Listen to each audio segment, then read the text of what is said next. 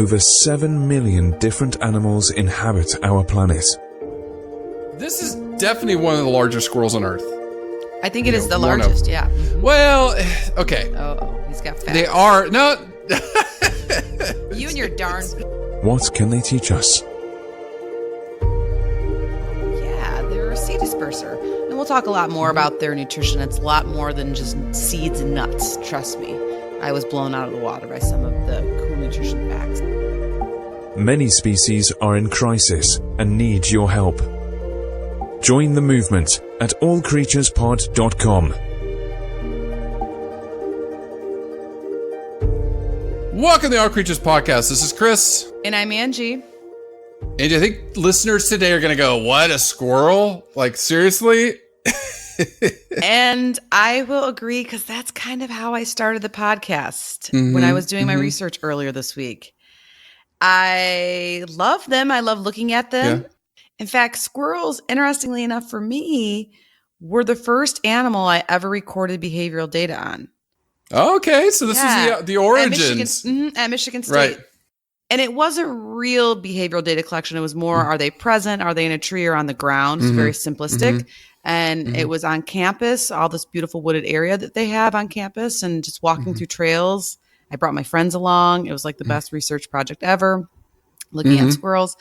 So, but I never really dove into their behavior or anything like that. And then life just kept on going, and all the way until today, or earlier this week when we talked about doing squirrels. And the minute I started reading about them, I was like, whoa, I didn't know that. And I didn't know that. And I didn't know that. And they are very amazing. Besides being adorable, they're smart, they're curious. Their courtship behavior is going to give us a little insight into why when men and women are dating, we love the chase game, right? Everybody loves the chase. Yeah. It's like a love-hate with the chase, right? Yeah.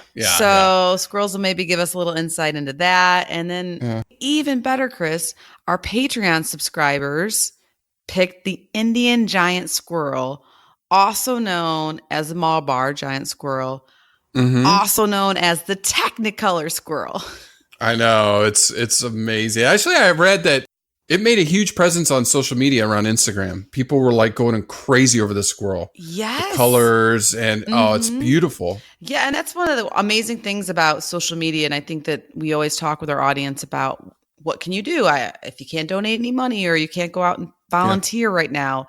Social media is actually a great way to help educate people, get people excited about different species.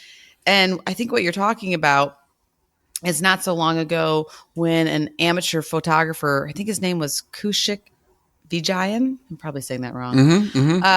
He took these amazing photos of the Indian giant squirrel, and they just took off. People just started I don't know if it was tweeting or what do you call it? Instagram? Regramming? I don't know. I'm not that hip. Yeah. Reposting. Reposting. Thanks, Chris. Yeah. And it's just people had a lot of interest in it because if you're from North America or South America, or maybe even Australia, it's just something, or Europe, it's a squirrel that you probably aren't familiar with.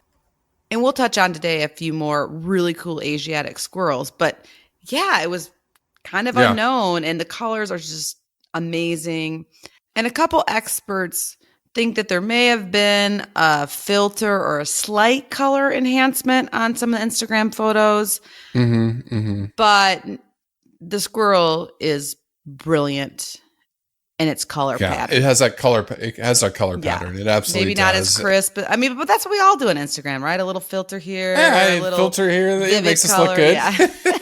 Or vibrant. I just do the raw photo. Here it is, but. No, and this was also specially requested by Xander. Yes. He told you quite a while ago. Quinn was another one that said she couldn't wait to hear about squirrels. Wyatt wanted squirrels. So, we had a bunch of our younger audience members screaming for this species, and you're going to love it. This is a great, fun podcast. They're fun to learn about. They have some incredible physiology. And then, Angie, I have to give a shout out to one of our special friends, Angie number 2. Hi, Angie number 2. She'll hate me for... Great name. Because when I was down there, she used to say she was Angie number 1. And So anyways, she has a special place in her heart for squirrels. So I'm dedicating this episode to her, and I'll forward it to her. But all of them love squirrels. So you should too. I mean, just amazing creatures. It's going to be really fun. Oh, yes. And thank you so much to our Patreon subscribers for encouraging us to do the squirrel, because it is fun. Well, that's good you mentioned Patreon, because we want to say a shout out to Katie, joined us this week. So thank you, Katie. Thank you. So just a reminder, 1 cup of coffee a month, a nice cup of coffee, if you go to a little boutique place, supports conservation, supports us. And, up there we have meerkats and sperm whale for your listening pleasure. Angie has an incredible species we're going to be doing here pretty quick the next couple weeks. Right now, the voting for our Patreon, deciding on who we're going to send a check to. I think OSearch is winning. So we'll see if that carries through the week. And if they do, I'll be cutting them a check this week and sending them money to support their research out in the ocean. If you've not listened to that episode, oh my goodness, go listen to Chris Fisher. Amazing job by Angie. Just an amazing interview. I don't throw this around lightly, but it was a total game changer for me. Yeah. So Angie, seriously, real quick before we jump back into squirrels, I got to say, thank you to animal expert Mike Bona from the LA Zoo. He, has been helping plug me into the LA animal scene, and I'm meeting people. Oh, is that Leo's buddy? I was just going to say, he said, don't show this to Angie. She's going to hate me. And there's a picture of him and Leo with his giraffes at the LA Zoo. And I was like, I don't hate him. I'm in awe. I want him to give me the digits. Come on, or an email. I know. I told him. I said, they have like this story slam coming up at the LA Zoo. Laughs for giraffes for the LA Zoo, supporting giraffe conservation's coming up. So a lot of good stuff going on here in Southern California from them. And then Angie and I have something cooking from the San Diego Zoo. So we'll see if that comes to fruition. So stay tuned on that. But, squirrels, Angie, rodents, we were talking, you saw over 200 species of squirrels. I saw 285 species of squirrels. They're everywhere. Right. And here in North America alone, we have the western gray squirrel, the eastern gray squirrel. That's what I'm most familiar with. Mm-hmm. The black squirrel, the fox squirrel, and the American red squirrel is the one that I worked on, the research project at Michigan State. So, so about 5 here in North America alone. Mm-hmm. And yes, well over 200 around worldwide. I think you saw some numbers in as high as 280 or something like that. So, definitely very, very abundant. In fact, and just getting a little taste of the Indian giant squirrel this week, I was thinking with over 200 squirrel species, we could probably just turn this into a straight squirrel podcast. I know, each week. What squirrel are we talking about this week? And I think I'd be happy, Chris. Once again, you and I study things with hooves and horns. That's what I worked on for 8 years of my life that I loved. Those are wonderful 8 years. And then, of course, before that, when I was a zookeeper. So although I worked with rats at the zoo before and mice, I never worked with squirrels. And I just feel like there's so much to learn about them. I just had no idea. And we all love them. We all love watching them. I swear to goodness. You go to any zoo and the kids love the animals. That's great. They're looking at them. But my goodness, if a squirrel comes down to beg for food, because of course everybody feeds squirrels, which they probably shouldn't. That's different talk for a different day. Yeah. The kids care more about that darn squirrel than they do whatever zebra way over yonder. I know. It's true. Well, I don't know if you know this, but I used to do squirrel rescue back in the day when I was at Clemson. I did not know that. Yeah. I was working with the Greenville Animal Rescue. And so we would get baby squirrels and then I would hand feed them with syringes, middle of the night. Oh my gosh, that's so darling. You're so giant. And I know. You're little giant squirrels, self feeding a little baby squirrel. Oh, yeah, I'll have to see if I have some pictures and then post them on the this week's show notes. But yeah, you would feed them, and then when they got bigger, we had indoor small cages, and then I would transfer them to outdoor cages for a couple weeks, and then you'd go release them. And release day was always fun. You would trap them in their box, go move somewhere where you wanted to release them, nail the box there, and you'd leave food for a week, so they got used to foraging on their own, and then you let them go. And probably rescued, I don't know, a couple hundred over the years I was there. So it was really fun. Wow, that is so fun. Yeah, they were fun. And did possums too. So we're going to get to possums one of these days pretty quick. Oh, that's another one. I'm super excited for those. Yeah. And raccoons as well. But, yeah. Oh, they were fun. And, and you got to handle them when they were little babies and, as they got bigger and they were amazing. So describing the Indian giant squirrel. Yeah, let's cut to the chase. My gosh, our poor listeners. Hopefully you fast No, it's all that. It's good stuff on squirrels. So this is definitely one of the larger squirrels on Earth. I think it is the largest. Yeah. Mm-hmm. Well, okay. Oh, he's got facts. They are no. You and your darn facts, Chris.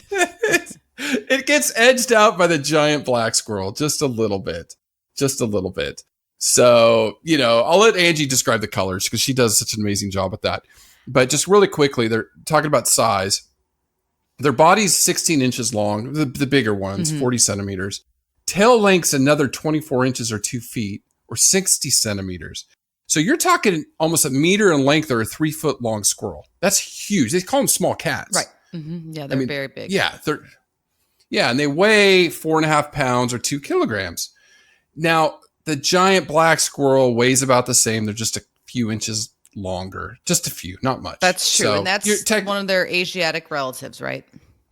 Yeah. So technically, I think, you're right. They're right there. They're one of the largest squirrels on Earth. But the color, that's why we're doing these squirrels. The color's just wow. Oh, Chris, the color, as we mentioned earlier with that Instagram that kind of got them popular about a year or so ago, it's just brilliant and fascinating. And with these vibrant splotches of black, cream, and burnt fuchsia, some say purple. I think it's a little bit more of a maroon-ish shade, if you will. Mm-hmm. And regardless whether you want to call it a shade of purple or maroon, that color tone in a mammal is highly unusual. Very, very. Birds for sure. And reptiles, if they can change color, yes, definitely tones of purple. But mammals, no. I struggle to think of another mammal that has a maroon or purple coat or pelage or fur. No. I can't think of one. Yeah. Yeah. And of course, we'll try to describe it, but I highly recommend, as long as you're not driving, make sure and check out our show notes or just Google Indian Giant Squirrel and you'll be like, oh, that's what those clowns were talking about. They were not kidding. No. But it's very, very charming. It has a lighter undercoat, either this beige or cream, maybe even like a light reddish tone underneath. And then on top, its head has almost a maroon patch in the middle and then light brown points on the side. Giant fluffy ears. I would say fluffier than most squirrels, right? Would you say so? They look it, yeah. Yeah, or bigger, if you will. And those are maroon. And then another maroon collar kind of around its neck. And then moving down towards the tail, around the shoulders, there's a black big splotch. And then another maroon splotch around the middle or the barrel region. That's what's called on a horse. I don't know what it's called on a squirrel. Yeah. And then their belly. Basically where the ribs end down towards the back, more of this blackish, almost navy blue, depending on the light color. And then a long, elegant tail that fans out black. And then on the high points has more of that maroon and then lighter brown cream color in it. Oh, yeah. It bleeds out. It bleeds out to the cream color. It's fade, gorgeous. Like a hairdo that a woman would pay a lot of money for these highlights. For sure.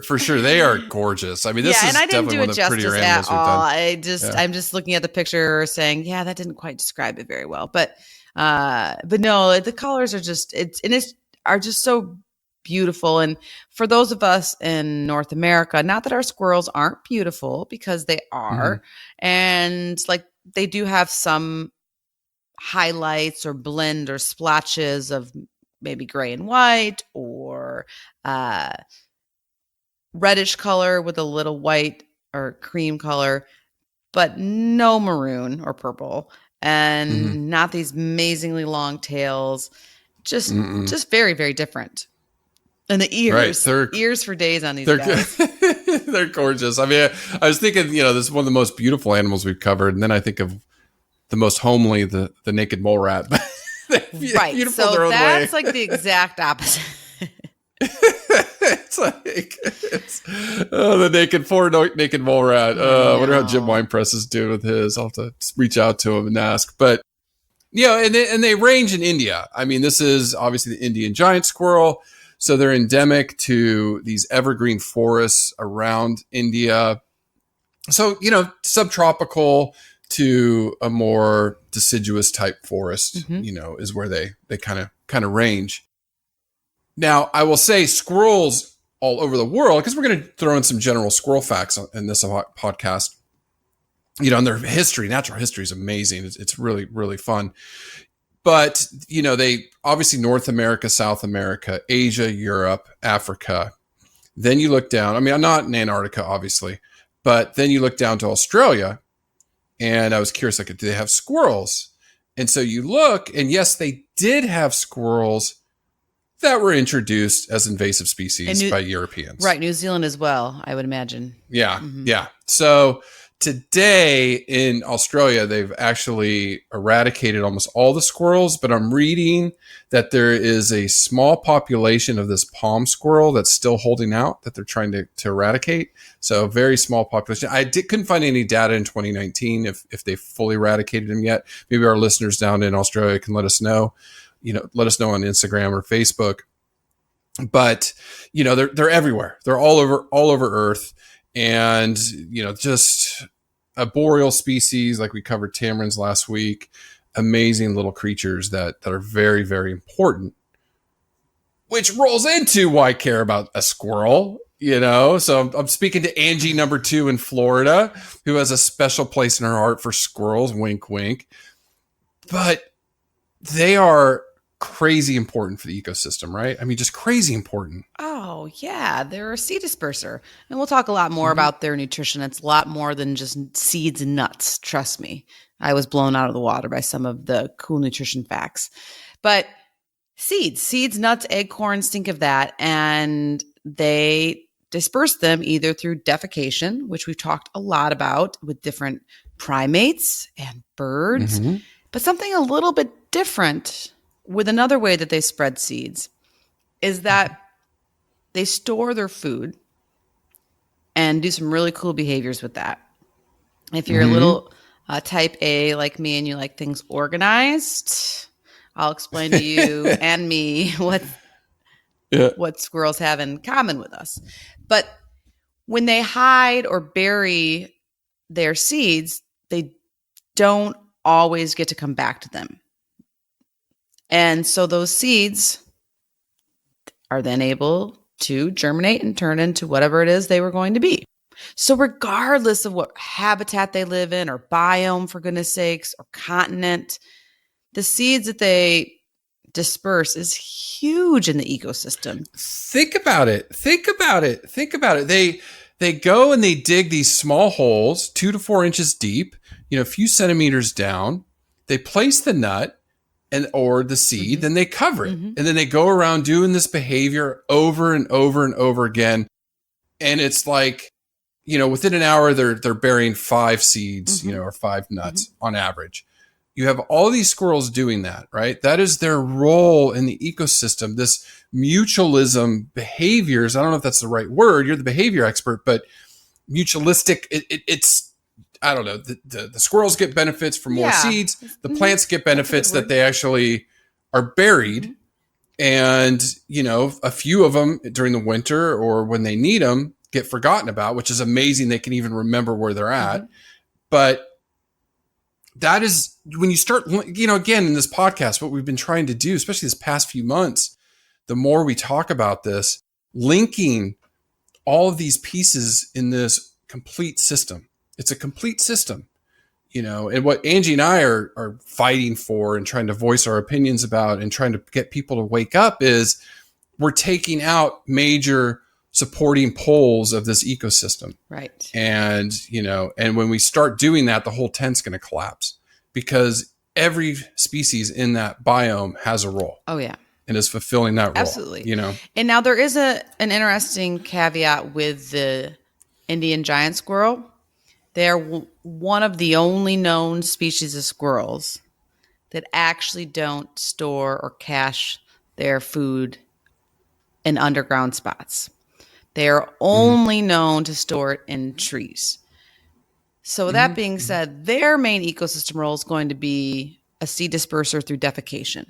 And of course, I'm sure like sometimes a seed will get knocked out of their storage bin or things like that. So, which is really fascinating to researchers that are starting to learn more about the Indian giant squirrel, because it is very unique that they only store them high up and not down low like a lot of other, like almost every other species of squirrel. So, but that's the thing, is we're still learning about them. I mean, there's probably other unknown ecosystem roles that these squirrels that stay up in the trees their whole lives and even hide their nuts and seeds up there are doing that we don't even know about.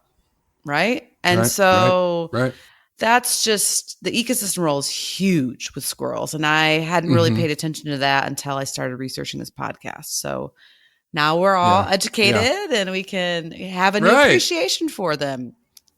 And then their role. Absolutely. And then I think from a human or economic perspective about why I care about squirrels, a lot of it for me has to do with the fact that they're just a favorite icon, as I already mentioned previously, as far as people just love looking at them, or kids love talking about them, right? Like a lot of our fans ask for a squirrel. Out of all the animals they could ask for, they pick a squirrel. I know. Because they are so abundant throughout most of the continents. Everybody can relate to them. For the most part, everybody's seen one. Everyone's watched one for a while and wondered, what is that the goofy little squirrel doing, right? As it zigzags up and down a tree or chases each other. So there's a lot of just, I don't know if comfort's the right word, or just nostalgic or relation to squirrels.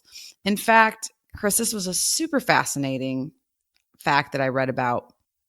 It's hard to imagine this, Chris, but prior to the 19th century, there were no squirrels in Central Park or Harvard Square or some of these other big urban natural areas. Yeah, because the city had built up all around them and had, either gotten rid of them or pushed them out, or they left because they're smart.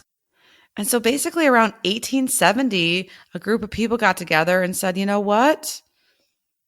We want our urban area and the park system that runs through them to actually feel wild and more rural.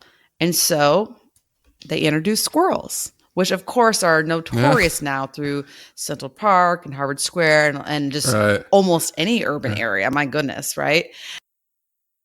And as a little side note, they also introduced starlings and sparrows as well. So some bird species. But yeah, just really goes to show that even city planners were like, okay, this doesn't feel like a city good enough. Like, we want some squirrels. Right. Let's add some squirrels. And so because people love them and they have a lot of just visual aesthetic value, and they're cute as all get out. I mean, obviously the Indian giant squirrel is a stunner, a real fashion model of a squirrel. But even like I said, our North American squirrels or a lot of the other squirrel species are just super cute to begin with, right? Yeah. Oh, when they're when they're like juveniles, Angie, that was a highlight. That was the most fun, when they were fun and you could take them out and they crawl all over you, and they'd recognize me as a parent and be like, okay, you're taking care of me, and they climb all over you. They're just, they're so cute, and they're so critical to maintaining a healthy biome. So just getting into some of the fun facts in natural history. Squirrels, the family of squirrels is Sciuridae.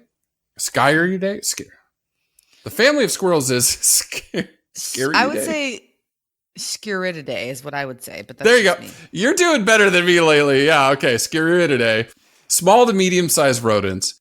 So this includes the family of squirrels, prairie dogs, which is still best moments in podcast history for us is talking about black-footed ferrets and the tap, tap, tap. I still cannot get over that episode when we talked about how black-footed ferrets hunt prairie dogs. Oh my goodness. You have to listen to that episode. Check it out. Flying squirrels. Ridiculous. Oh, it is. Flying squirrels, marmots, and woodchucks. So if a woodchuck could chuck wood, how much could a woodchuck chuck wood? Is that Very good. Yeah, that's right. You nailed that one. Okay. So that tree squirrels, ground squirrels, and chipmunks, which are amazing too, cute little things. So the Indian giant squirrel, specifically, the genus is Ratufa. And these are the cat-sized squirrels. The Oriental giant squirrels are kind of what they're known as. So they have 4 living species. There's the cream-colored giant squirrel, the black giant squirrel, which I mentioned earlier, just edges out the Indian much, not by much. The grizzled giant squirrel, and then the Indian giant. So those are the 4 species, and there might be a 5th. I think I read somewhere, depending on genetics. They're looking at that now. Okay. So we have covered rodent evolution a bit, but Angie, again, it's so fascinating to look at rodents because do you remember what % of mammals are rodents? Do you remember that factoid? No, but let me take an educated guess. Yeah. 40%? Oh, That's too high? Ding. No, ding, ding, ding. Oh, right on the button. Amazing. Yeah. I swear to goodness, I did not remember you didn't read that. I just did a little bit of quick math in my head because I was blown away at the fact that there's over 200 species of squirrels. Yeah, just true. Reading that this past week, I was so. Anyways, it's called getting lucky. My dad said he always said it's a lot of hard work and a little bit of luck, like this podcast, right? Yeah. No, that was very good. So there's about 2,277 species of rodents, which is about 42% of all mammal species. So almost half, a little less than half of every mammal on Earth is a rodent.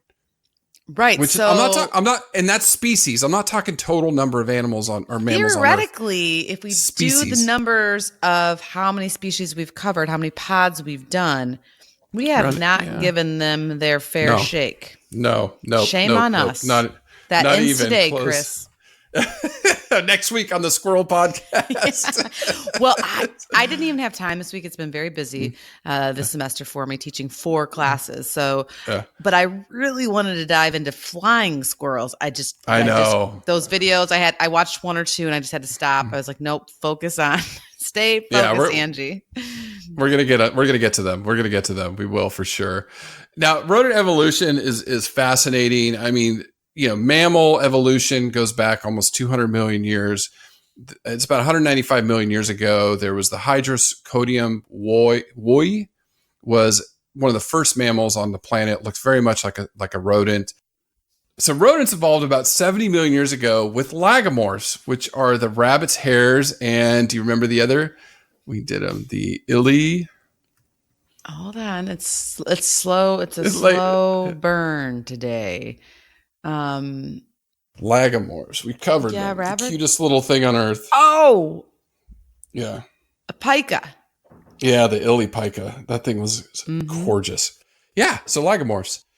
Now look at why are there 40% of rodents on Earth? That's a or great 40% question. of all mammals. And scientists think because of their small size, they eat a lot of different foods, but they have these short breeding cycles. So they had everything going for them as far as in the mammalian group. They just could survive easier. With the changes in climate, sea levels rising and dropping, changing in vegetation. We had, the megafauna, the mammoths, the saber-toothed cats, all those things, woolly rhinos all died out, 10,000 years ago. These rodents have just been cruising along, doing just fine. Mm-hmm. And again, they're found almost all over Earth. So you have rodents in Australia, not squirrels per se, but there are rodents down there, obviously. I bet they're wacky in some way. We have to learn about them. Oh yeah. Yeah, we do. But, most islands, interestingly, don't have rodents. That is interesting. Okay. Mm-hmm. Now, you go back to episode 49, when I interviewed Theo Van Noort, when he went to the Antipodes, which is one of the most extreme uninhabited islands that humans have very rarely visited. But it was the $1 Million Mouse program, if people remember that. It was a great interview. I highly suggest you listen to it because the rodents that were introduced, the mice, were destroying the native birds and insect populations. So they went in and eradicated them.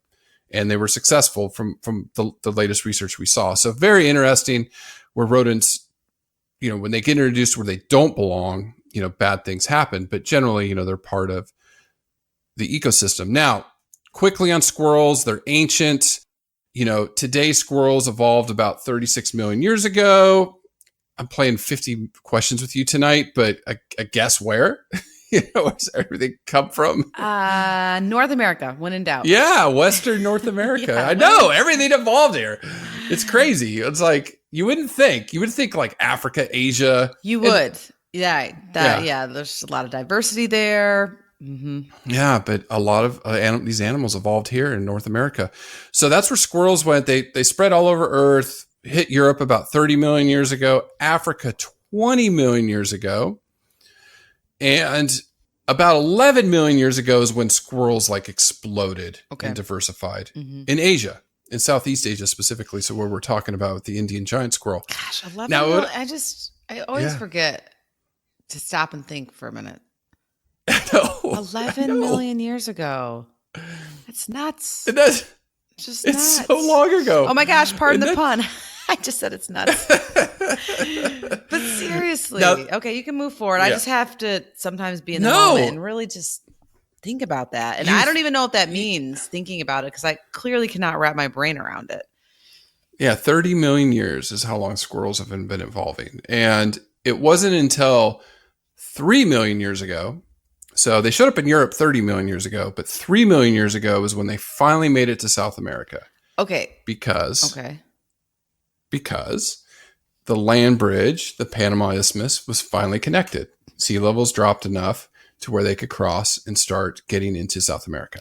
So when did the Indian giant squirrel decide to get its Technicolor Dreamcoat pattern on? When was it all the other squirrels that have been evolving for 30 million years, they didn't get it right. I need to do this gnarly, vibrant fuchsia color. That happened sometime in the last 36 million years when squirrels evolved. I don't know when. I don't know when. A couple 100,000 years. But you think about, you stumped the chump, that's for sure. But when I think about their evolution, and when I was going through this, there wasn't very many specifics on their coat color pattern, trying to figure out the evolutionary advantage, because we know in birds, it's usually the male birds that are, vibrant to attract a mate. Mm-hmm. This coat color pattern doesn't differ between males and females. So what advantage does it give them? I don't know. Is it a shade thing, in the tropics or the subtropic area where it's hard because, it's like we talk about all these species. Oh, what's the word, if you can remember it, where they're dark on top, light underneath. So when you're looking from the ground up, or like in the ocean from the bottom up, that white underneath, it's harder to see them. Where top down, they're darker. So if you're in the ocean looking top down, it's hard to see them. Or if you're in the air, it's hard to top down to see them. So I was thinking maybe it's some sort of camouflage that worked in that part of the world and it just stuck. Yeah. That's where my thought process went. Well, and that's a great thought process. And I think the spoiler answer is researchers don't know. There is no, sorry. We never know. Spit out my coffee. You're right. We don't know. They don't know. However, I was reading a couple articles, and yes, that is what they mentioned, that it potentially could be a type of camouflage blend high up in the canopy, and that the way the sun might hit them, where they have these a little bit brighter colors mimicked by the darker color, brighter color, darker color type of pattern and big splotches, might be enough to throw a predator off. So yeah, especially, they're birds of prey are one of their main dangers. Mm-hmm. So if you're looking at the birds that part of the year, it'd be interesting to cover a bird of prey and come back and revisit this to see what areas of the color spectrum they can see well, But still, that long tail, Chris. I know. You can't hide a tail like that very well. No. So Yeah, it really is quite interesting. And as you mentioned, with mate choice, there's not a lot of differences between the male and female. They're not very sexual dimorphic. So, yeah. And that's why this podcast is super fun, because we only know the answer half the time. I know. Wait till I get to the repo behavior. I'm gonna be like, they have babies. Yeah. They have babies. But I mean, it's good because I guess it shows to the audience too that we don't know a lot about all these species on Earth. We just don't. Oh, absolutely. And this is going to be a classic example of that. And which is really shocking to me, because I'm like, why hasn't this been more studied? Like, why don't we know more about specific reproduction or specific courtship behaviors or things like that? But we'll talk about that in behavior as to why there's still a lot to learn. And that's a fun thing about science. There's a lot of questions we have to answer. Oh, yes. There is a PhD project, master's project, waiting for anybody who can find money or muster up the support to do it. That's for sure. Yeah, for sure. Now, the largest rodent ever, I kind of revisited this one again. I not totally sure if I covered this before. I tried to go back through some other podcasts to see if I did. But this thing's ridiculous. So it's always fun to talk about the giant rodent. Joseph Artigasia monaci was the size of a bull cow, like weighed almost 2 tons. I was not expecting that at all. I do not think you covered that. Maybe you did. Sometimes I get a little. I don't know if I did. My attention wanders sometimes on this podcast, but no. I was thinking of like Great Dane dog size or something, and then that's the visual I had. A bull? I think it was about 3 million years ago. This thing lived in South America. They got across that land bridge or whatever, and they were like, "Oh yeah, all this amazing foliage and trees to live in." Almost 2 tons, 5,000 pounds, 2 tons. Like, I don't know how many kilograms that is. It's a lot of kilograms. Yeah, that thing didn't live in trees then. It lived on the ground. No. Size of a bull. Like, oh my, can you imagine that thing stomping through the forest? Like, oh my God. Oh, no thanks. So yeah, they discovered that in down there. Okay. So the Indian giant squirrel, lifespan's pretty good, 20 years. Yes. For rodent. Yeah, absolutely. And the last age of reproduction is thought to be about 12 years in the wild. However, there have been older females observed with kits or pups. What are baby squirrels called? Pups. They're not kits or kits. Okay. Kits or kitten. Yeah. So they have a few things. A male's called a buck, female's a doe. A group is called a dray or a scurry. Oh, that's cute. I think scurry's kind of cute for squirrels. Scurry. A scurry of yeah, squirrels. Say that 3 times woodchuck, fast. Woodchuck and chuck wood. Scurry squirrels. They're pretty quick. They can run 20 miles per hour or 32 kilometers per hour. Pretty quick. Yeah. Pretty quick. And the Indian giant squirrel is a real jumper. Yeah. Like 6 meters or 20 feet. Like the tamarins we covered. Or gibbons. That's gibbons. Yes. Gibbons can leap that far. Gibbons, between trees. Yeah. Like that's insane for a squirrel. Gibbons are nuts. Yeah. I know. Gibbons are awesome. But for a squirrel I know it's a larger squirrel, but still 20 feet from tree to tree. That's some agility over there. Right. It's far. Now, some of the cool physiology. This is some things I remember learning doing wildlife rescue, and one of the curious things about them is they have 4 teeth in the front of their mouths that constantly grows throughout their lives. So again, why squirrels don't make good pets is they like to gnaw and chew because they have to wear those teeth down.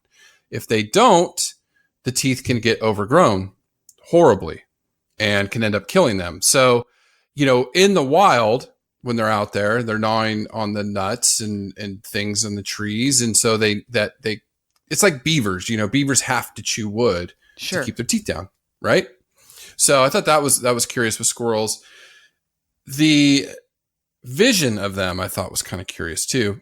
They have a wide angle vision and they can focus pretty well with their eyes, and the colors. 'Cause again, going to that coat pattern, I'm curious to like, okay, they're this camouflage.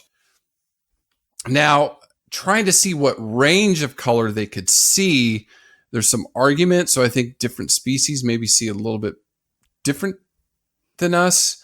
But I read in one study that said, they couldn't really see the blue range. And then the other study came back and said, no, they can see the blue range. They don't see, I think, green as well. So I think there's still some debate in science on how well they can see. I think the general exception is they are dichromatic, so they can at least see two ranges of color. Mm-hmm. So they definitely can see that. Hearing's very good. So looking at that for squirrels. Yes, we're going to talk about their hearing when we get to behavior. Okay. So it's better than us. And then like other rodents, they have these highly sensitive hairs, the vibrissae. So they have about 5 parallel rows of whiskers on each side of their nose. Next to that cute little button nose.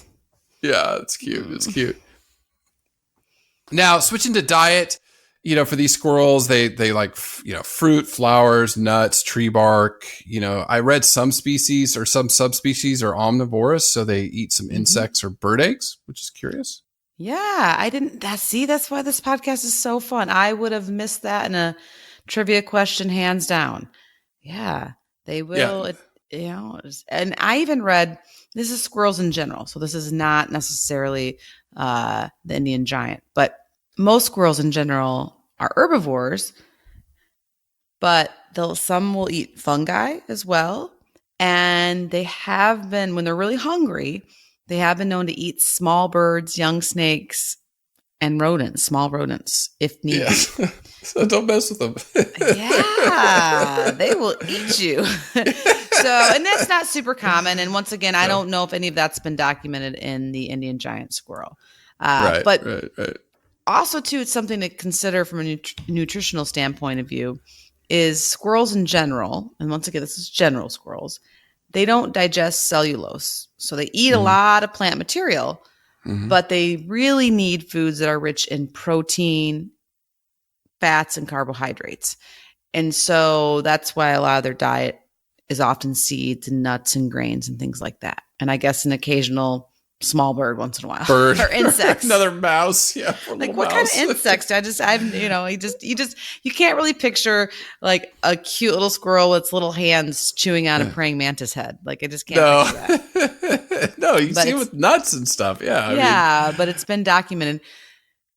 What is known about the Indian giant squirrel is that they do feed on and really enjoy these massive tropical fruits that are in the canopies of the tree.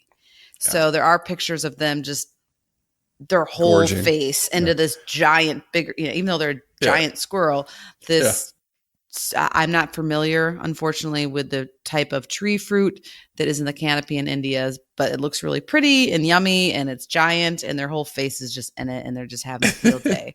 And once again, when they eat all those fruit seeds, they defecate them out and there's their huge key role in the ecosystem. But similar to other squirrels, they will often stand on their hind legs and balance and use their hands to handle food. And they have this gorgeous long tail. If you haven't already checked out a picture of them, you should soon. But they will use this large tail as a counterweight to improve their balance as they're eating and as they move through the canopy. Yeah, form and function. You always say that, form and function. What's the function of that physiology? I think this was kind of fun, and it is a fun fact that I thought it would be fun to bridge into behavior. But a professor at Wilkes University in Pennsylvania studying squirrels, here's somebody that's out there actually looking at their behavior. But they found that squirrels engage what is known as deceptive caching. So they will go and hold a nut in their mouth and dig, look around, cover it up, and not bury the nut. Then they'll go and do it again and not bury the nut. And then they'll go and do it again and then put it in there and then bury it and then run and get another nut and come back and dig these fake holes. Trick out everybody. Totally, Chris. It is insane. And honestly, it totally describes how John hides dark chocolate from me in this house. It's a bunch of holes in your until I finally have to go to him and be like, where did you put it? And then he'll tell me. He's usually nice and he'll give me one little square. Yeah. But yes, no, that is smart. Okay. We're going to talk about some of their behaviors and how they're curious and their intelligence. But yes, that is just crazy to put on this elaborate, bogus food bearing display to trick onlookers. I mean, and they're tricking other squirrels, they're tricking other birds, and they're like, haha, joke's on you. Yeah. It's so funny. It's so funny. But they do this. It's really important because having their food stolen, especially for squirrels that live in colder climates and need to store more food through the winters and the cold weather, it can be really detrimental if they lose their food. And some studies have shown that squirrels in general may lose up to 25% of what they bury from thieves. Yeah. So they've evolved or adapted that behavior to reduce thievery, and bless their hearts. They're like little, maybe that here's something to ponder. I bet a fox squirrel is extra deceptive. There you go. Just kidding. I have no data on that. It's just funny. Yeah. I can see with a little mask like a raccoon. Well, and Chris, now check this out. I mentioned this at the beginning of the pod, but for anybody who has a little teeny tiny tendency to be type A, like myself, now I'm not off the deep end like some of my friends that have the label maker and keep their spices in alphabetical order and label everything. No. I probably, if I didn't have kids and jobs and dogs and horses, I probably would be like that, but not in this lifetime, not now. However, I do like things in their proper places for the most part. And squirrels are the same way. They will collect, and this is squirrel in general. Once again, this is not necessarily the Indian giant, but they have an impressive nut stash.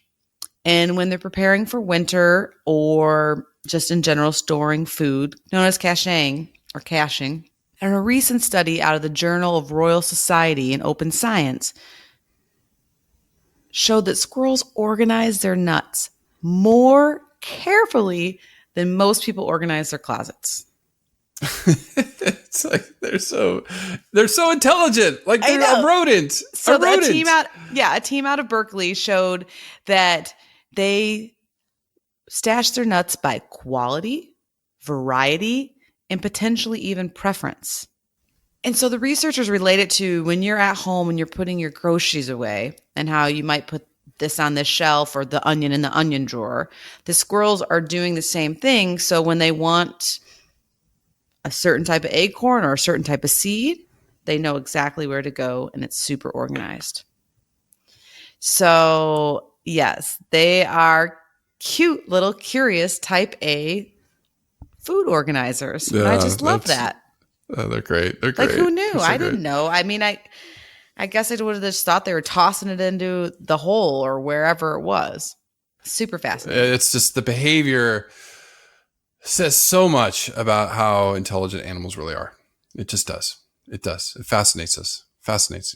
Oh yeah, squirrels in general, they're acrobatic, adaptable. Clearly they can live in the cities with us, and intelligent. And there's a lot to be loved about them, which is why we're going to cover squirrels for the next 3 years on this podcast, I think.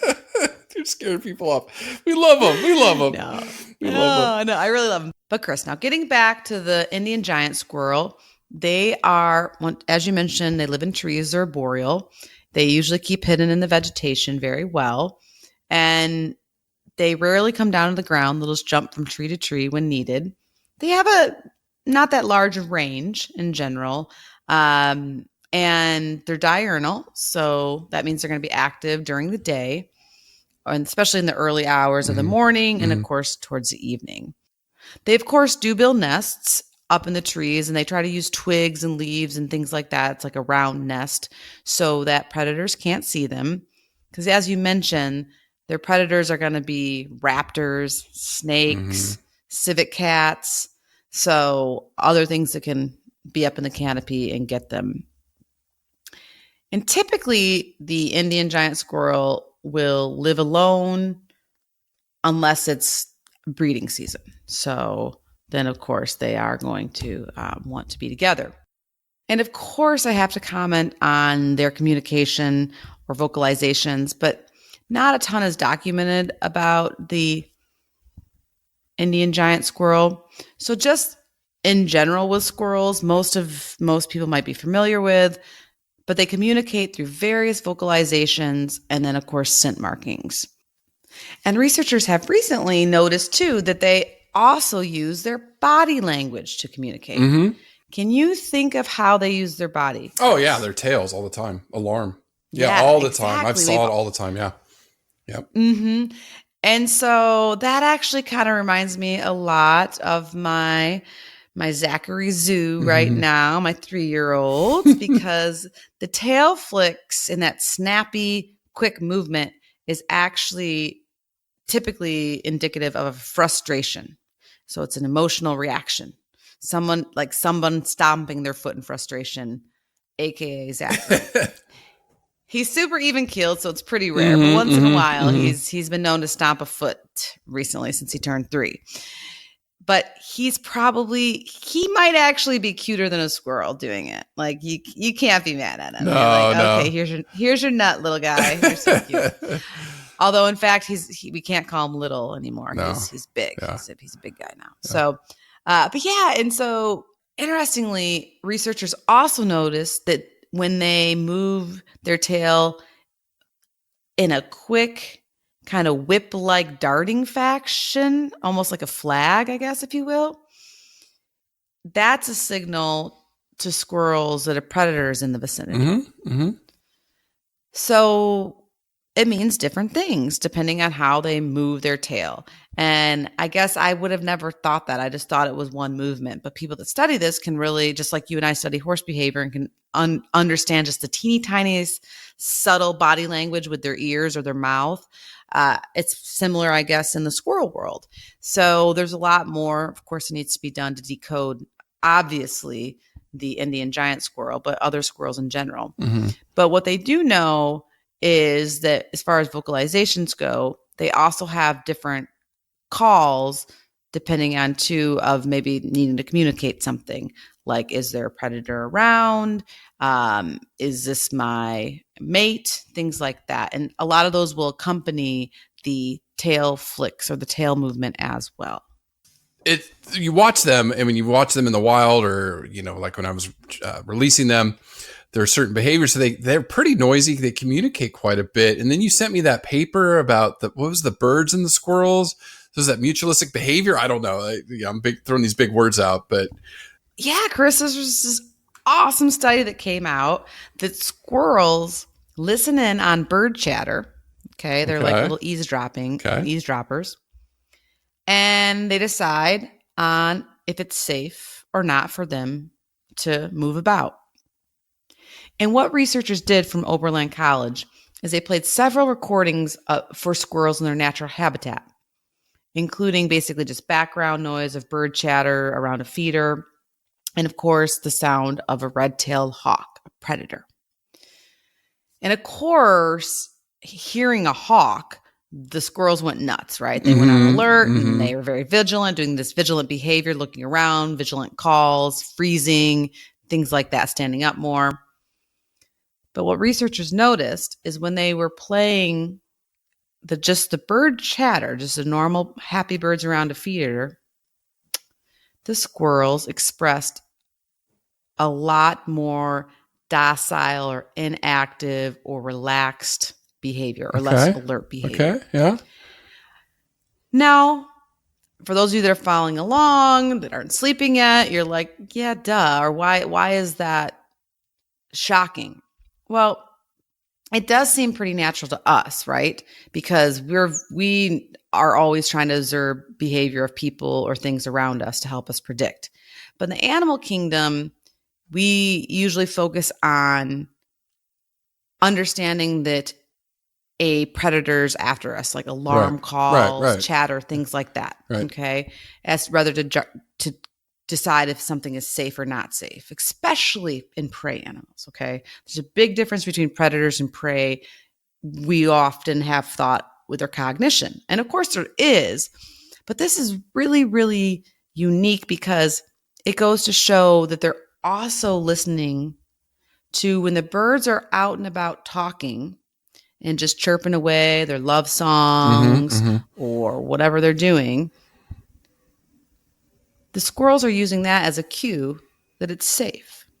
So they're not only assessing bad situations or scary situations, but also safe ones as well. And that has not really been documented a lot, especially in a rodent species. Yeah. And so it's just, once again, and this happens time and time again on this podcast, reading these amazing breakthroughs and animal communication, animal cognition. It's just always much more, they're always much more complex than I think we had given them credit for or thought. Oh, absolutely. Like almost every species, there's something in every podcast. And that's why with squirrels, it's like nobody cares about squirrels. I'm like, no, wait, yes, a lot of researchers do. And we're finding out really cool things about them. Yeah, there's amazing stuff. Yeah, for sure. Now, you mentioned earlier about this chase behavior, so you got to fill us in on that one. Oh, yes, Chris. We've already talked about how they're so much like us, eavesdropping on people. We know I've done that before. And how they organize things in their closets, which I love to do. So the chase. Not a lot is known about giant Indian squirrel reproduction, breeding behavior, things like that, which was, of course, a disappointment to me. I love this section. A little bit is known. A lot of this has to do that they're very shy and they're really high up in the canopy. So unless you like to climb trees or things like that, they're going to be really, really hard to study. So going back and looking at just squirrel behavior in general, most squirrels, and I would presume Indian giant squirrel falls into this, have a pretty fun courtship behavior called chase. And most people out there that have been on the dating scene can probably relate to this, right? Yes. So what ends up happening with squirrels is when a male has interest in her, he will chase her. We've probably all seen this, two squirrels zigzagging up and down a tree, from tree to tree, things like that, okay? Chases can be fast or slow, and a lot of times the male will stop, and he might gnaw at an object on a tree or something. Just a little frustration. Just a little frustration, And what do you think that female does when he stops? Do you think she keeps running, or do you think she kind of turns back to give a little tease? She probably goes, "Hey, buddy," blinks her eyes. She does. She stops, and because he stopped, and then she'll probably approach him a little bit to see if he's still interested. She might act a little coy, like you said, like, "Here I am. What's your name again?" Or whatever, and squirrel chit chatter. I don't know. And then once again, the chase will commence, and so they go. And these chases have been recorded, like I said, fast or slow, but they can be long. They can be a couple hours long, depending on the animals and things like that. It's really, a long chase. It is. Now, the problem with the chase is not necessarily from the female side of things. The problem is for these males. Now, squirrels are not monogamous, so a female may breed with several different males. And what will sometimes end up happening is we'll just call it male one is chasing female one up and around and down, and he stops, she stops. A couple bad things can happen to male one. Number one, he can be attacked by male two during the chase and steal the female and breed with her. And why this ends up working, Chris, is because male one will be exhausted, bless his heart. And male two can just kind of jump right in.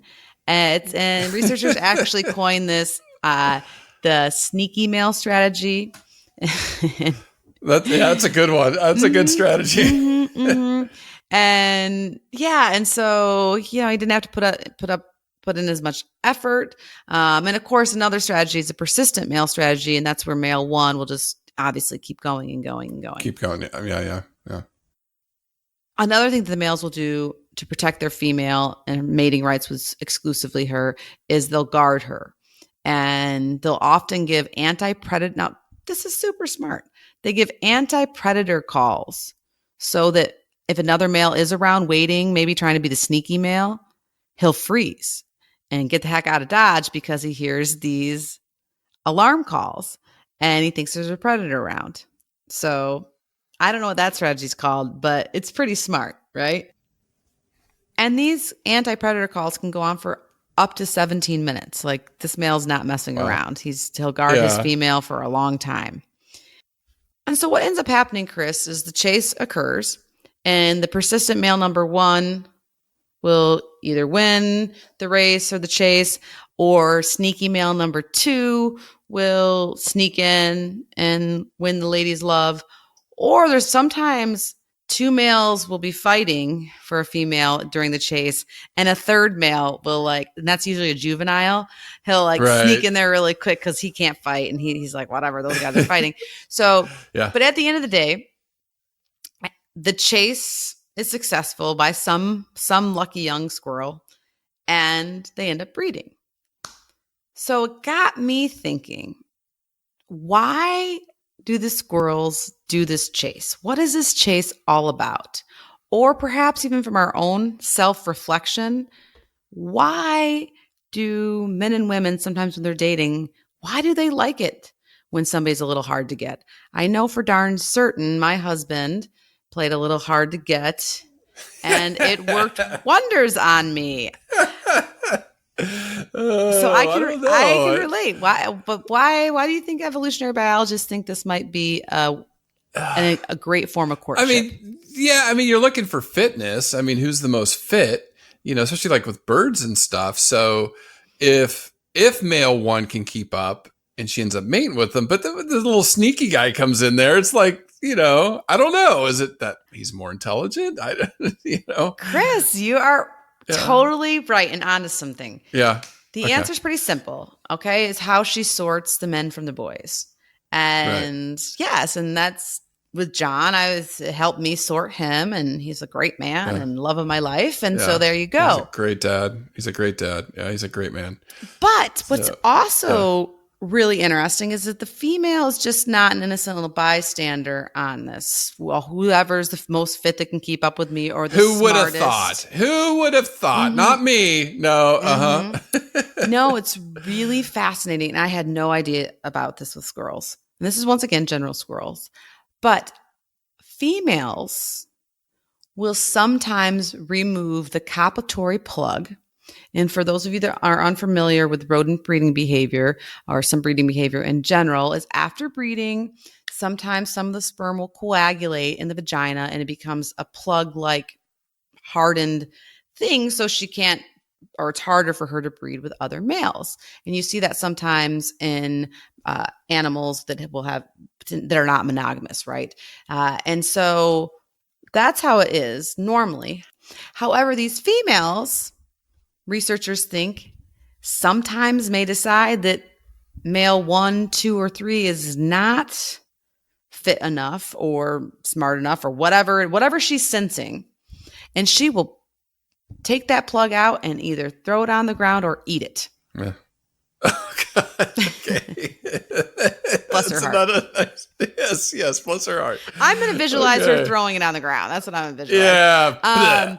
Yeah. But it's just super fascinating because I think there's a lot more that we don't know about mate selection there, and how, of course, there's this courtship of the chase, and it can be kind of intricate and very long, and it definitely does help depict male fitness. However, she on her own end too may have some preference as well. Okay.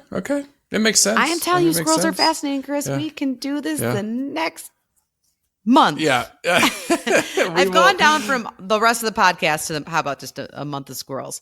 Interestingly enough, October is Squirrel Awareness Month, so we'll have to get some more fun facts out there. Yeah, they're pretty cool. And then just briefly, what is known with the Indian giant squirrels is once breeding has occurred, gestation is pretty small. It's anywhere from 20 to 35 days in length. The litter size is usually 1 to 2 young, but it can be as many as 3. And as you mentioned, when the kits or the pups are born, they're teeny tiny, about 74.5 grams and 27.3 centimeters. So even though they're the Indian giant squirrels, they're still super small. And I couldn't even imagine feeding one of those babies. How fun would that be? It's like having a real baby. I mean, it's every few hours, and you hold them in the palm of your hand, and feed them from a syringe. And these are squirrels, like, when I did it in South Carolina, they were blown out of trees. A big windstorm would come in and there would just be a ton of squirrels picked up. Yeah. Well, and as you mentioned, it's important to note that they're born very altricial, and so they're naked and toothless and blind, and they need you. They need their moms. Yeah. And or you. Yeah, I know. We saved few dozen, I would say. That's over awesome. The year and a half that I did it. Yeah, it was fun before I moved to Florida. So conservation, this is least concern, but there is a but there. Their habitat and their numbers are decreasing with the Indian giant squirrel. There is selective logging going on in these parts of India. Monoculture, again, is very devastating to an ecosystem. These plantations, you knock down, variety of foods for them. The dam construction, things like that have all degraded their natural habitat, and they're hunted for food. So, they've got some pressure. And so they're being monitored. It's not all rosy in that part of the world for many squirrel species, I would say. Absolutely. Where they seem to do pretty well here in the United States. In other parts of the world, they are going through some things.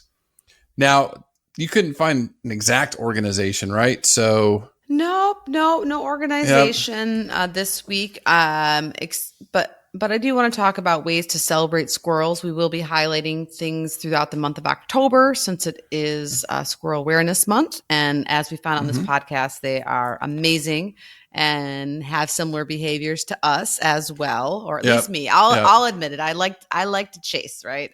Chase helped me out here and there. But just in general, go out in your local park or your backyard. Yeah, and join our All Creatures Pod Facebook group and send videos, and we can get the conversation going and maybe talk more about their tail movements or some of their crazy zigzag patterns. That's something I didn't really even mention in the podcast. It's more for when the squirrels are on the ground, like North American squirrels. They zigzag like football players to basically avoid predators, and that's just the pattern that they is more successful for them. However, that's sometimes why they get hit by cars, right? We've all been driving and there's been a squirrel and we're like, just get out of the road, quit zigzagging. Yeah. So, but yeah, just to go out there and maybe hang up a squirrel feeder, because you can try to hang up a bird feeder, and I highly recommend that, but you'll have to squirrel proof it. I know. And, think about too, that squirrels are super important and they need trees. So any organization that supports planting trees or anything like that, go out there and check that out. Plant a seed yourself, if you will, or help us suggest some organizations, some of your favorite tree planting organizations. And just love on some squirrels. Yeah. And my conservation tip this week was along those lines. Squirrels are vulnerable to metabolic bone disease, which weakens their bones. Right. And a lot of people, if you're feeding them in your backyards, you really want to follow a natural diet. People have feed things like peanuts, which can be toxic with mold, but peanuts are sunflower seeds. And the problem is squirrels will eat it. There's just not a lot of nutrients in there. So they're finding squirrels that are fed these diets, that are developing this metabolic bone disease. So feed them something natural, from your part of the world. If you can get some natural nuts that fall there, those squirrels will thank you. And they're fun to watch. They're fun to have in your yard and see them go out there. And then they need fresh water too. So if you can put some of that out, that helps them a lot. But that was kind of my conservation tip to help out our furry little friends that are pretty much everywhere on Earth, except Australia. Except Australia. Except Australia. So, for us, if you can send this podcast to a friend, we will love you. we're picking up momentum again, heading into the fall. In a couple of weeks, we have the podcast awards. So we'll let you know how we do on that. The People's Choice Podcast Awards. If you didn't know, we were nominated. We're one of the top 10 in science, up against NASA's very own podcast. It's crazy. Super exciting. Me and Angie against the people that sent humans to the moon. I mean, like literally, I put that in perspective this week. I was like, wow. I know. You text me like at midnight. You're like, I'm just still in awe that we are even considered for this award and up against NASA. Like NASA. People that put man on the moon. That's the moon. Insane. Yeah. Yeah, it is insane. It is insane. But thank you. It just, for us, we got to send this message. We have to spread the message. I think, where Angie and I are getting more concise in our messaging as far as what's going on out there around the world. We need knowledge and education, period. End of story. This is our survival's at stake, not just our furry friends or our smooth friends out in the oceans, which we're going to get to the ocean here pretty quick again. Hint, hint, hint. And, we have some fun stuff cooking in the books as we head into this fall, some fun species ahead. Check us out on Patreon. If, again, cup of coffee a month. Thank you. Just thank you from the bottom of our hearts. And we give back to conservation. We cut a check each month. So thanks for listening, and we'll be back next week. Thank you, everyone. Listen, learn, share. Join the movement at allcreaturespod.com.